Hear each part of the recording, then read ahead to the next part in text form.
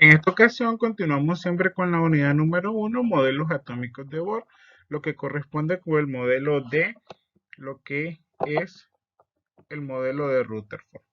Recordemos que en el modelo de Rutherford de estructura del átomo se supone que toda la carga positiva del átomo y en consecuencia esencialmente toda su masa se encuentran concentradas en una región en el espacio pequeña, localizada en el centro, denominada núcleo.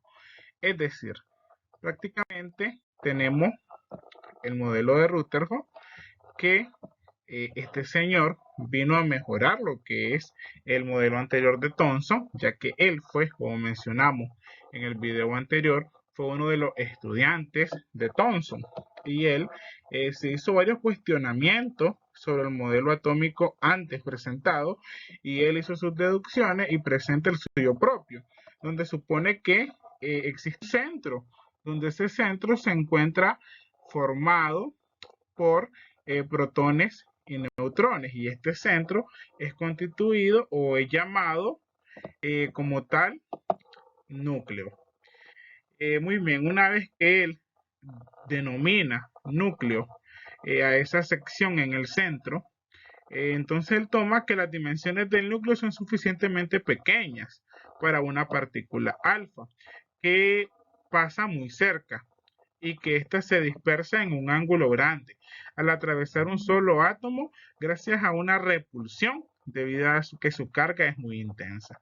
En este caso, prácticamente se tiene que utilizar o se toma en cuenta bastantes aspectos de electricidad, es decir, algunas reglas, algunas leyes se utilizan, pero tienen algunos efectos. En este caso, como estamos trabajando en un nivel microscópico, bueno, también las cargas se trabajan en un nivel microscópico, pero estamos hablando ya de un nivel cuántico. Además de eso, estamos hablando de un modelo atómico que para su época se presentaban diferentes características y demás, donde este señor prácticamente definió o dio a conocer que se utilizaba una R' que iba a ser equivalente a 10 por 10 a la menos 10, a 10 a la menos 10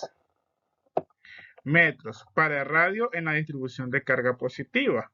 Esto prácticamente lo retomaba del modelo de Thomson, que conducía a un ángulo de deflexión máximo, donde ese ángulo de deflexión estaba o era equivalente a 10 a la menos 4 radianes.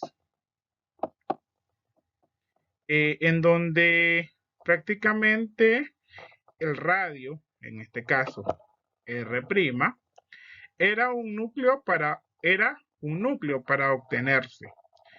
Un ejemplo sencillo, práctico, era retomar o hacer cambios en la medida de radio en dependencia del modelo que se estaba estudiando y de esa forma se pensaba que se iba a realizar una buena estimación de radio de núcleo atómico. Es decir, en este modelo se llegó a pensar en sus primeros estudios, en sus primeros análisis, que se podía hacer una variación en el radio o tomar diferentes radios desde el núcleo hasta alguno de lo que vendría siendo los electrones. ¿Para qué?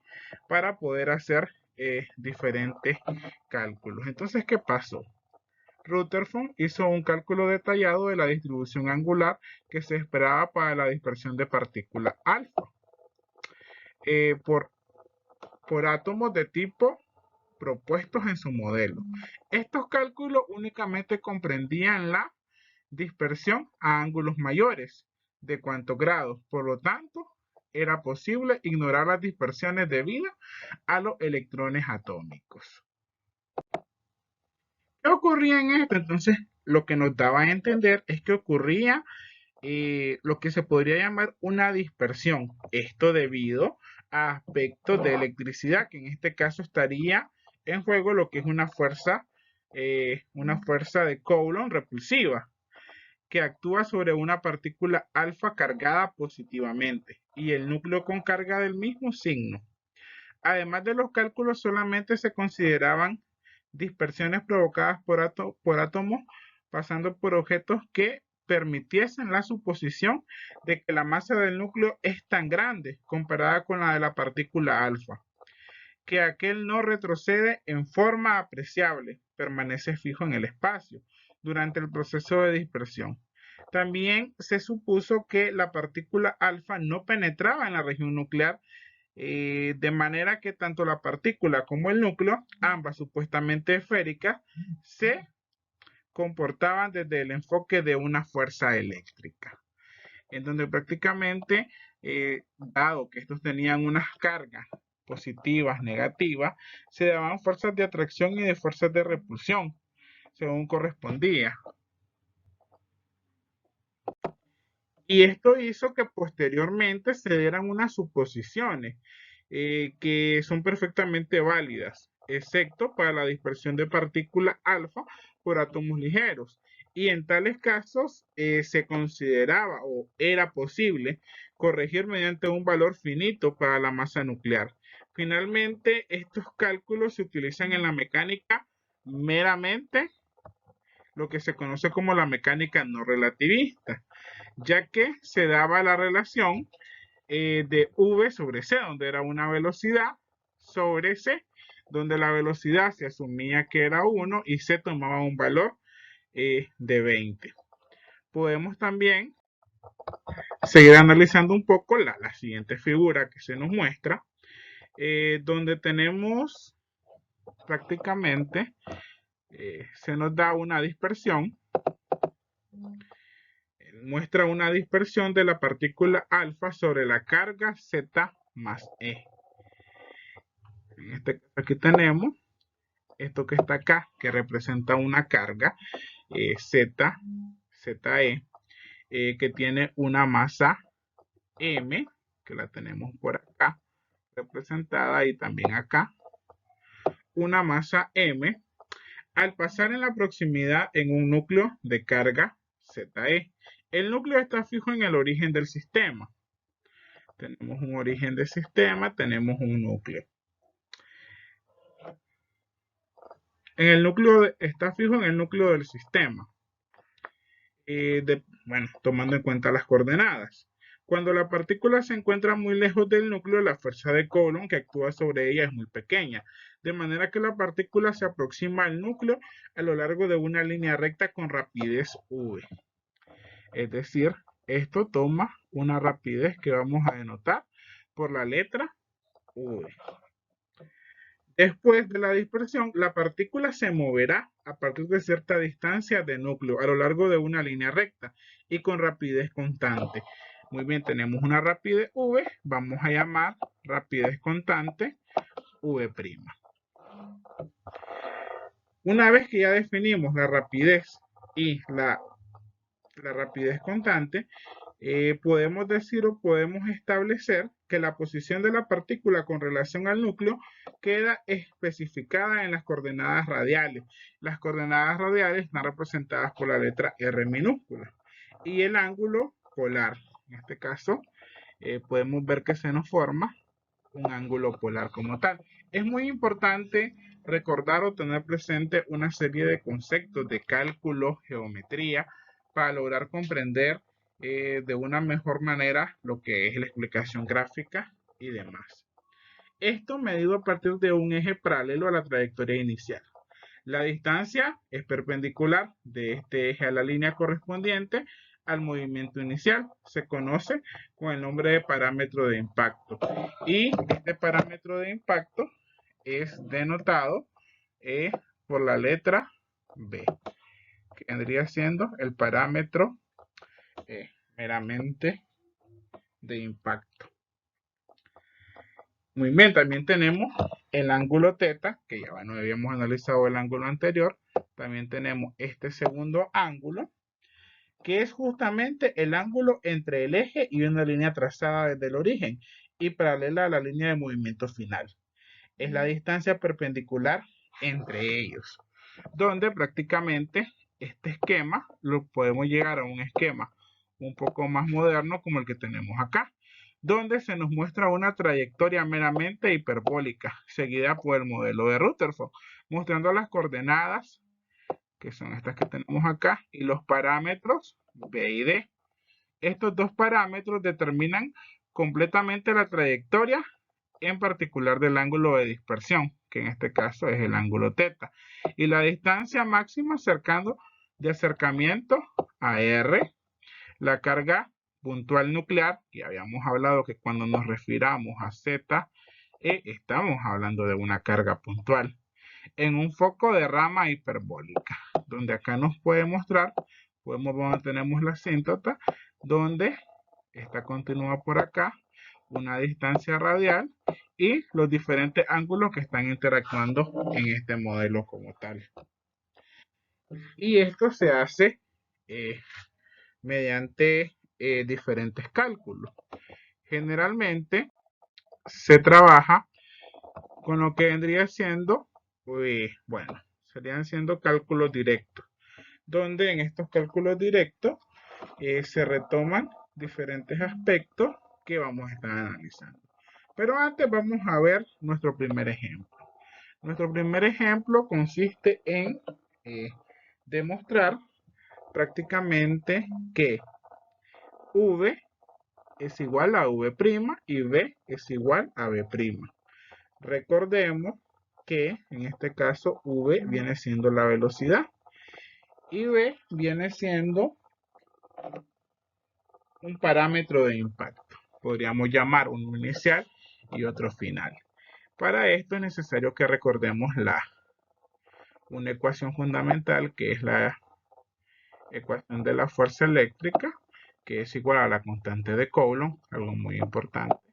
La constante de Coulomb se entiende que es equivalente a 1 sobre 4 pi epsilon sub 0, siendo epsilon sub 0 la permitividad en el vacío. Por ser una fuerza de Coulomb, la fuerza que actúa sobre la partícula siempre se encuentra en la dirección radial y por lo tanto el impulso angular de la partícula alrededor de origen tiene un valor de una constante L. Entonces el impulso angular inicial va a tener la siguiente estructura. Bueno, rapidez constante, parámetros de impacto. Vamos a tener esta ecuación inicial. Es de donde vamos a partir para nuestra demostración. Acá simplemente estamos igualando o estamos tomando en cuenta la masa por la velocidad o la rapidez por el parámetro de impacto, que va a ser igual. Esta masa siempre va a ser constante, va a ser la misma. Lo que van a tener variaciones van a ser la rapidez y el parámetro de impacto. Y esto nos va a dar como resultado una constante L, que en este caso simplemente se toma como que es una constante del impulso angular inicial. Por supuesto que la energía cinética está presente. Recordemos que la energía cinética, si nos vamos a recordar un poco de ecuaciones, la energía cinética siempre está dada por un medio, masa por la velocidad al cuadrado. Esa es la definición inicial que todos tenemos de energía cinética. Y esta definición o esta ecuación permanece constante. Siempre vamos a tener la equivalencia de un medio, la masa, que como establecimos va a ser constante, por la rapidez promedio al cuadrado por la rapidez prima al cuadrado. Por lo tanto, podemos decir que se da una relación directa donde se cumple que la rapidez constante es igual a la rapidez constante prima y el parámetro de impacto es igual al parámetro de impacto, tal y como se dibujó anteriormente. Bueno, también podemos hacer o podemos recurrir a un cálculo directo según la mecánica clásica. Ya hablando de la mecánica clásica, es que utilizamos esta ecuación que tenemos acá, porque recordemos que la electricidad, el electromagnetismo, óptica y termodinámica representan o forman parte de esa gran clasificación de mecánica clásica. Entonces, mediante el cálculo directo, como hemos mencionado, según la mecánica clásica, nos quedaría una fuerza, bueno, tendríamos una fuerza de Coulomb repulsiva equivalente, siempre tomando como referencia nuestro gráfico, tomando la constante K que ya habíamos indicado, que es como que tuviésemos 1 sobre 4 pi epsilon sub 0. Una carga inicial z minúscula, una segunda carga z al cuadrado sobre o entre lo que es la distancia al cuadrado. Partiendo de acá se puede deducir o se puede establecer que el inverso de R es equivalente o es igual a que yo tenga al inverso de B. Pero este inverso de B o este inverso de lo que vendría siendo el parámetro de impacto va acompañado por el seno de un ángulo más la constante D sobre 2 veces B al cuadrado, o lo que sería igual 2 veces el parámetro de impacto al cuadrado, por el coseno del mismo ángulo menos 1. Esto se hace aplicando prácticamente los datos que me proporciona el gráfico, haciendo uso de lo que vendría siendo la trigonometría y la geometría como tal. En el caso de D, resulta que es una constante definida. Y esta constante está definida o tiene su ecuación, si recordamos, por la constante, lo que vendría siendo la constante eléctrica, por el producto entre las cargas. Y en este caso, en vez de radio al cuadrado, se sustituye donde podríamos establecer una equivalencia que me diga que R al cuadrado es igual a que yo tenga masa por velocidad al cuadrado entre 2. Es decir, prácticamente lo que es la energía cinética. Que resulta ser un parámetro conveniente y numéricamente igual a las distancias máximas a un acercamiento al núcleo en una colisión frontal, donde en esta colisión frontal se establece que B va a ser igual a 0. Y se establece que B es igual a 0.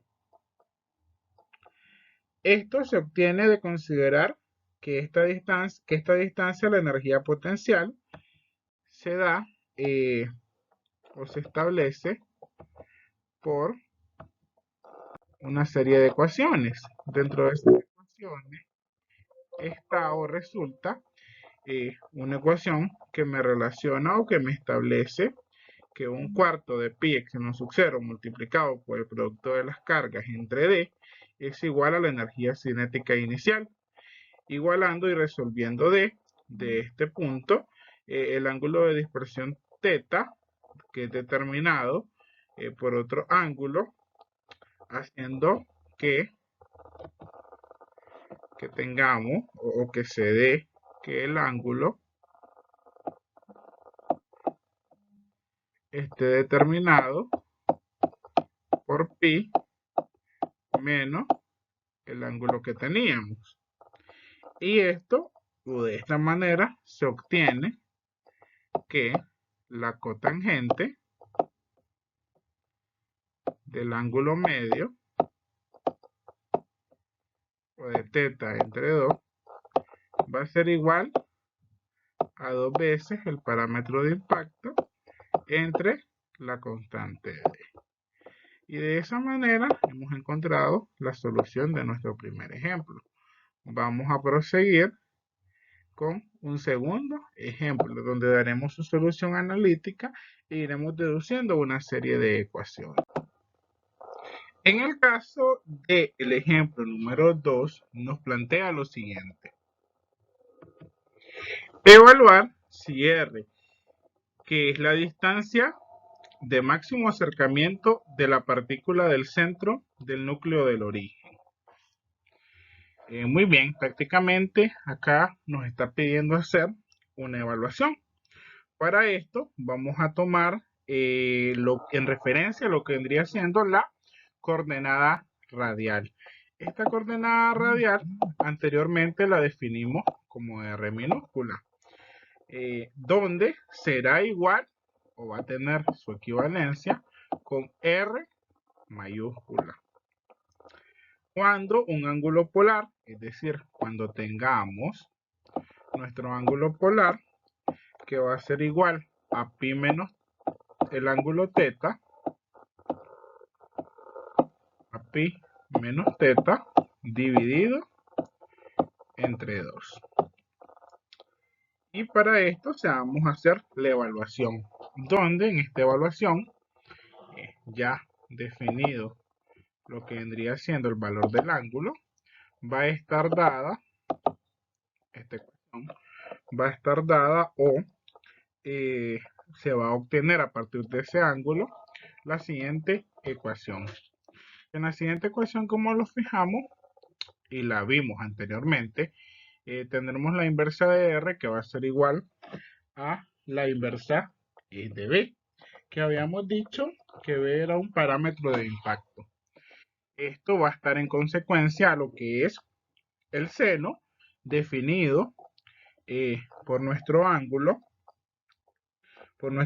polar, más, en este caso, la constante d sobre 2b al cuadrado por el coseno del mismo ángulo, como habíamos planteado anteriormente. Este ángulo se vuelve a repetir. Si nos fijamos en la misma ecuación anterior, nada más estamos sustituyendo el valor del ángulo polar, menos 1. Y a partir de esta ecuación podemos obtener, haciendo los cálculos correspondientes, o podemos establecer que B va a estar dada, que la cotangente del ángulo medio va a estar dada por 2 veces B entre D. Donde prácticamente a partir de acá se puede definir a B como la constante D sobre 2 multiplicada por la cotangente del ángulo medio, que a su vez va a ser equivalente a la constante D sobre 2 por la tangente, es decir, la inversa de la cotangente, y nos va a quedar con el ángulo pi menos teta al cuadrado. También tenemos que a partir de esto se puede dar la siguiente relación, es decir, después de algunas simplificaciones y después de hacer algunos cálculos, algunos despejes de lo que vendría siendo el valor de R, se obtiene que R, que es la distancia de máximo acercamiento de la partícula al centro del núcleo, va a estar definida por la constante de entre 2, 1 más 1 entre el coseno del ángulo polar. Que esto, a su vez, puede ser expresado, recordemos, si nos vamos a las identidades trigonométricas, podemos vernos, nos encontramos con una identidad del ángulo medio, donde esto sería reducido a lo siguiente: la constante de entre 2, 1 sobre 1, y en vez de esta expresión de coseno de pi menos teta entre 2, tendríamos simplemente el seno del ángulo medio. Resultando así, se puede checar físicamente que cuando teta, en este caso cuando el ángulo teta tiende a R, o en este caso el ángulo teta tiende a pi, para que estemos trabajando siempre en radianes, lo que corresponde es que B es igual a 0, como habíamos definido anteriormente. Es decir, una colisión frontal de R hacia D. Esto me provoca una colisión de R, una colisión frontal de R a la constante D. La distancia de máximo acercamiento, además, y como era de esperarse, prácticamente este ángulo θ tiende a cero,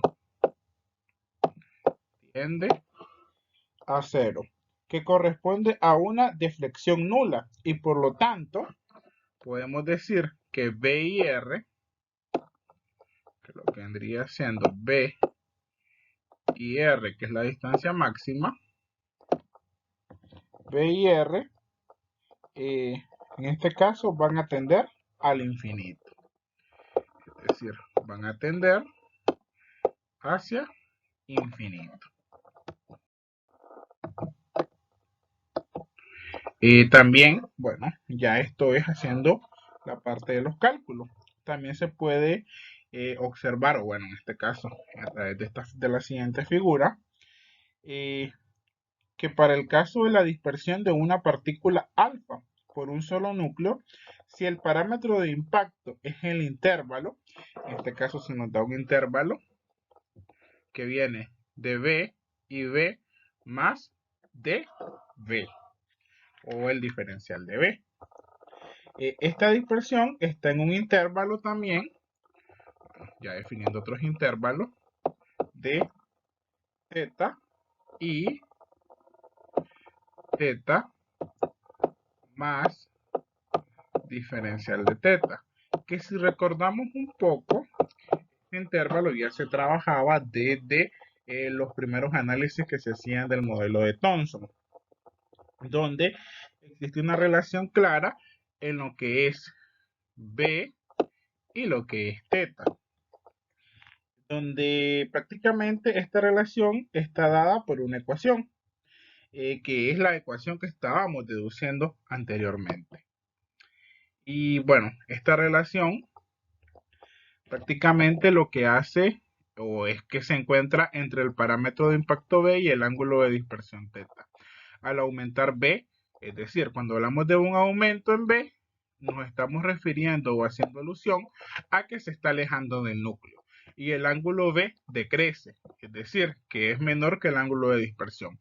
Las partículas alfa con parámetros de impacto entre B y B más el diferencial de B son dispersadas en el intervalo angular entre θ y θ más el diferencial de θ, es decir, existe una relación directa entre ambos. Y bueno, al atravesar la laminilla completa equivale al problema de calcular el número de partículas que inciden en el parámetro, donde en ese parámetro o el parámetro que estamos trabajando como tal es el que nos daba el problema inicialmente o el que ya conocíamos, donde obtenemos la siguiente ecuación. Algo muy importante que hay que tener en cuenta al hacer la deducción de todas estas ecuaciones. Todas estas ecuaciones provienen de una deducción, de un análisis lógico, un análisis matemático que ustedes deben de ir realizando. Es decir, si no comprendemos de dónde están saliendo quizás esas ecuaciones, tenemos que hacer un análisis más detallado a lo que son los gráficos que se presentan. De igual manera, debemos de estar claros que simple y sencillamente estamos trabajando, deduciendo a partir de la fuerza eléctrica, a partir de la ley de Coulomb, que me habla de una constante eléctrica multiplicada por el producto de su carga entre su distancia al cuadrado. Esa prácticamente es mi ecuación base. A partir de esa ecuación, esta se fue deformando o esta fue tomando otro sentido y tomando otros valores, otros aspectos matemáticos bajo un análisis físico, lo cual me hace obtener esta ecuación. Muy importante la parte de trigonometría, manejar o tener a la mano siempre lo que son las identidades, las ecuaciones trigonométricas, las identidades, también lo que son las razones, ya que todo esto me permite hacer sustituciones y demás. Donde en la siguiente ecuación que tenemos acá, prácticamente se define que L es el número de partículas alfa que incide sobre una laminilla de espesor de T centímetros. Esta T que está acá, bueno, esta es la densidad este es el espesor, que juntas representan quizás el número de laminilla. También tenemos AL, que es como tal, o que representa el número de partículas alfa que van a estar incidiendo en esa laminilla. Y de esa forma, también podemos decir que es el número de anillos en el segmento de una hoja cuando están juntos.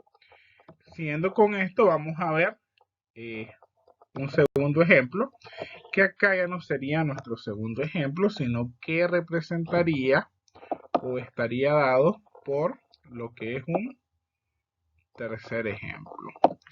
En nuestro tercer ejemplo nos dice que verifiquemos la ecuación anterior, que es esta ecuación que tenemos acá, que estábamos analizando previamente. Para esto vamos a considerar una figura o vamos a hacer el análisis de una figura que tenemos acá. Considerando esta figura podemos ver que hay un segmento de la laminilla con el área de la sección transversal de 1 centímetro cuadrado. Si acá tenemos, acá hay 1 centímetro, acá hay 1 centímetro. Alrededor de un eje que pasa por cada núcleo se traza un anillo con radio interno B y un radio externo que está definido por el intervalo B más diferencial de B. Lo que tendríamos por acá, que podemos ver que tenemos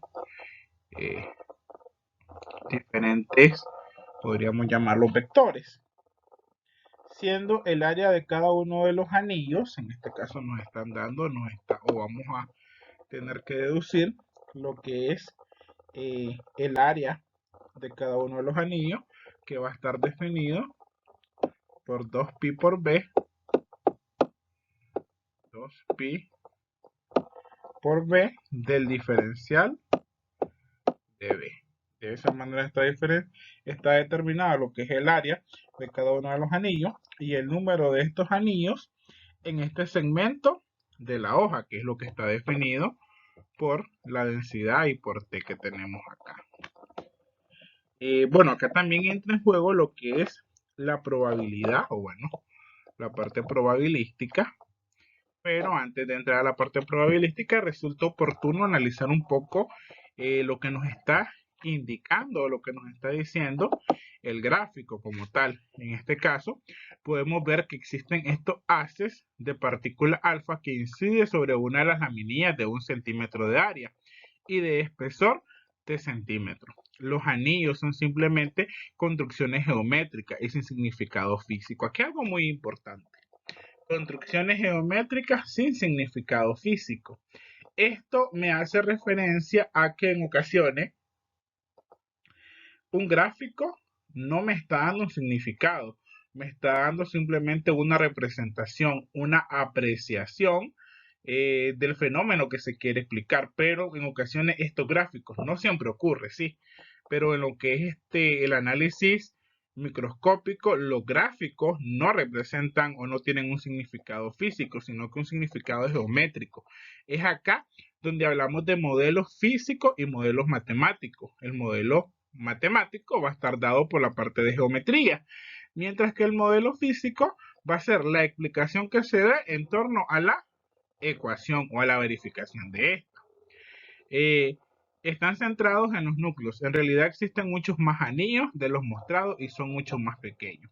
¿Qué significa esto? Que es como que tengamos estos anillos que se ven grandes, tengamos muchísimos más anillos pequeños y en cada anillo pequeño tengamos un haz que venga hacia ellos. Prácticamente eso nos está indicando el problema. Retomando un poco la idea de la probabilidad de que una partícula alfa pase a través de uno de los anillos, la probabilidad de B, entonces ocurre, o en este caso, bueno, acá lo tenemos, que si tenemos la probabilidad de B, de diferencial de B, es igual al área total cubierta por los anillos, divididas entre el área total del segmento. Se supone que la laminilla es lo suficientemente delgada como para ignorar lo que vendría siendo el bueno, en este caso, nos está indicando que la laminilla tiene una característica específica, que es lo suficientemente delgada, donde corresponden o donde se da la correspondencia a núcleos diferentes. El proceso involucra la dispersión simple y la probabilidad de dispersión por lo más de un núcleo se considera muy pequeña. Ahí es donde viene esta ecuación que tenemos acá. Pero ocurre que B tiene su definición que trabajábamos un poco ecuaciones atrás, donde me dice que B va a ser la constante de entre 2 por la cotangente del ángulo medio, donde ya habíamos definido o habíamos explicado de dónde venían estos valores.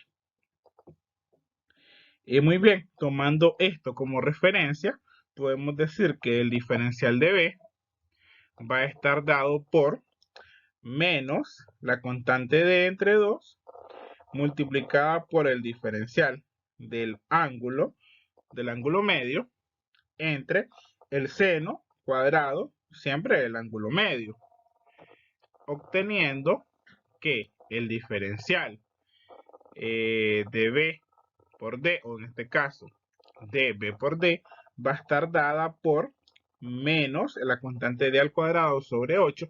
Acá simplemente lo que estamos haciendo es jugando un poco con las cantidades numéricas. Esto se va haciendo a través de despeje y aplicando diferentes propiedades físicas.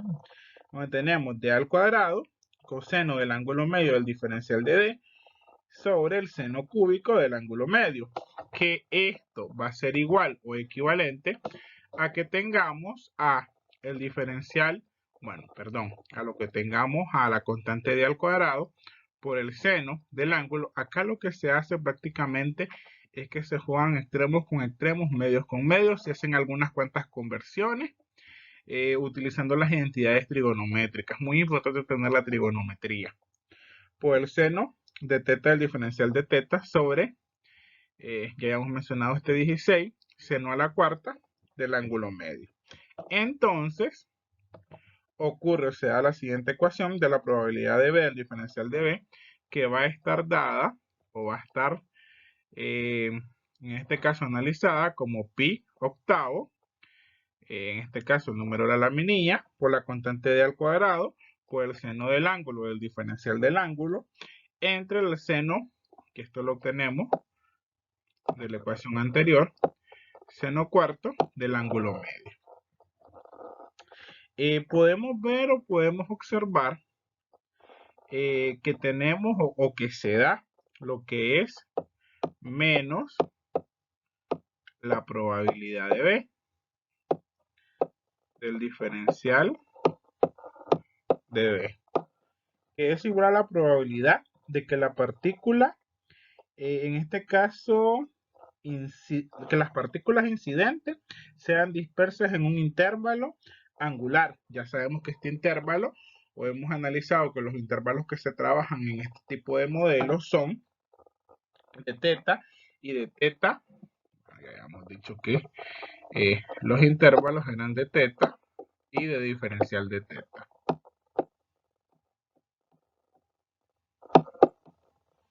El signo menos proviene del hecho de que es un decrecimiento o es un decremento en B, es decir, menos el diferencial de B, que en este caso tendríamos negativo diferencial de B, para hablar de un decrecimiento, correspondiente a un incremento en el ángulo teta, es decir, más el diferencial teta. Utilizando la notación anterior, es decir, utilizando la notación de la parte angular, podemos decir que para el ángulo de dispersión al pasar a través de la laminilla completa se da la siguiente ecuación. Esta ecuación que tenemos acá, que es para la laminilla completa. Siempre tomando las probabilidades y tomando gran parte de la ecuación que hemos deducido anteriormente. Por último, podemos definir que en este caso D va a estar dado Siempre esta constante D está tomando elementos particulares o elementos de electricidad y electromagnetismo, en este caso la parte de la ley de Coulomb, donde podemos ver que esto representa la constante K. Esto claramente es el producto de las cargas y acá ya anteriormente habíamos hecho una equivalencia que era la distancia elevado al cuadrado. Si se comparan estos resultados, se puede ver que el modelo de Rutherford con el modelo de Thomson se observa, no obstante, en ambos un factor angular que decrece rápidamente al crecer el ángulo. El decrecimiento es bastante más lento para las predicciones de Rutherford. Las dispersiones de los ángulos grandes son mucho más probables en una dispersión simple por un átomo con núcleo que en dispersiones múltiples a ángulos pequeños por un átomo que se conoce como pastel de pasas, que es el modelo anterior, que es el famoso modelo de Thomson. A los pocos meses de la derivación de la ecuación que hemos estado analizando, o la ecuación que era que se quería utilizar, en este caso en las laminillas propias de lo que tiene que ver con la plata, y en el intervalo, tomando un intervalo de 5 grados a 150 grados. No obstante, este término que tenemos acá varía en este intervalo por un factor de aproximadamente 10 a la 5. Los datos experimentales se mantienen proporcionales a la distribución angular teórica dentro de un porcentaje pequeño, que es lo que tenemos acá, que viene siendo la representación final de nuestra ecuación. Pero prácticamente lo que ocurre dentro de este porcentaje pequeño es que se cumplen, se dan unas características que se dieron de forma experimental. Ya mencionábamos una que tenía que ver con el material que se utiliza en la laminilla en un intervalo de 5 a 150 grados. En el caso de la segunda o el segundo resultado experimental al que se llegó, es que se encontró que la cantidad es efectivamente proporcional al espesor T de la hoja para un intervalo aproximado de 10 pulgadas de espesor para todos los elementos investigados. Es decir, esto que tenemos acá llegó a obtener un valor numérico. En el caso del tercero, la ecuación que hemos estado analizando predice que el número de partículas alfa dispersas será o es inversamente proporcional al cuadrado de su energía cinética. Esto se comprobó utilizando partículas alfa provenientes de diferentes fuentes radiactivas y de la dependencia de la energía cinética predicha. Bueno, en este experimento prácticamente se confirmó que existe una variación en la energía disponible alrededor de un factor de 3. Por último, se predice que la ecuación que hemos estado analizando es prácticamente, esta ecuación es proporcional. Ya habíamos definido que esto es una carga puntual al cuadrado de la carga nuclear. Entonces, Z no será conocida para varios átomos, suponiendo válida la ecuación que hemos analizado. Los experimentos se utilizan para determinar Z y se encuentra que será igual al número atómico de los átomos en blanco.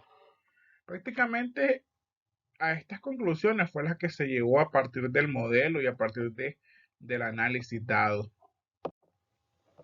Continuando con nuestro análisis del modelo de Rutherford, luego tenemos que una vez que se ha comprobado el modelo, que fue capaz de poner límites al tamaño del núcleo, la distancia máxima de crecimiento menor al valor a tomar R, y que ocurre que se toma un ángulo de 180, entonces se da la siguiente ecuación, que podemos ver que esta ecuación, al igual que las anteriores, retoma bastantes aspectos de electricidad. Prácticamente es la viva aplicación de lo que es la ley de Coulomb aplicado ya a modelos propiamente atómicos.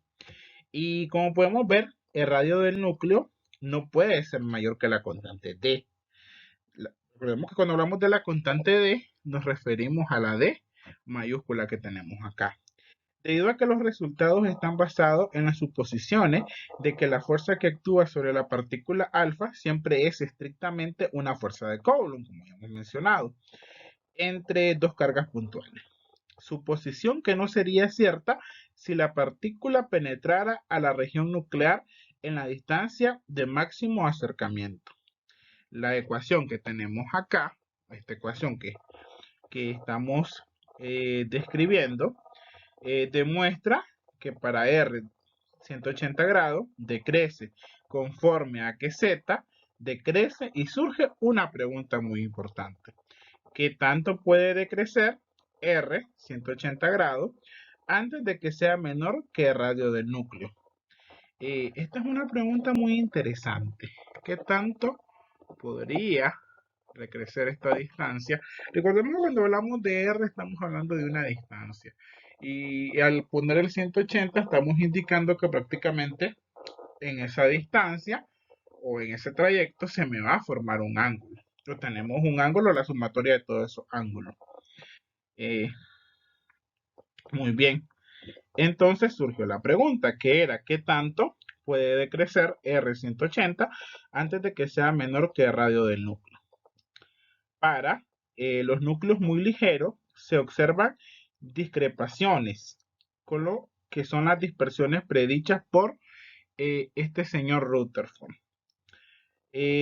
Parte de ellas debidas a la observación. Bueno, prácticamente acá este señor Rutherford siguió con sus experimentos, siguió con la parte de la observación, donde se daban estas discrepancias, es decir, estas diferencias con las dispersiones predichas en Rutherford, debido a la violación que existe para los núcleos muy ligeros, a la suposición de que la masa nuclear es grande comparada con la masa de las partículas alfa. Sin embargo, aún tomando en cuenta el valor finito de la masa nuclear subsistente de las discrepancias, lo cual sugiere que la penetración, bueno, acá prácticamente siempre estamos trabajando con los haces y ocurre una penetración al núcleo haciendo un caso aleatorio las dispersiones predichas. Por lo tanto, el radio nuclear se puede definir como el valor de R por el ángulo de dispersión límite o la energía límite incidente, para el cual aparece la discrepancia con la teoría de Rutherford. Por ejemplo, en la siguiente figura, se muestra, podemos ver acá que tenemos la información de lo observado, lo teórico. Tenemos acá datos numéricos también.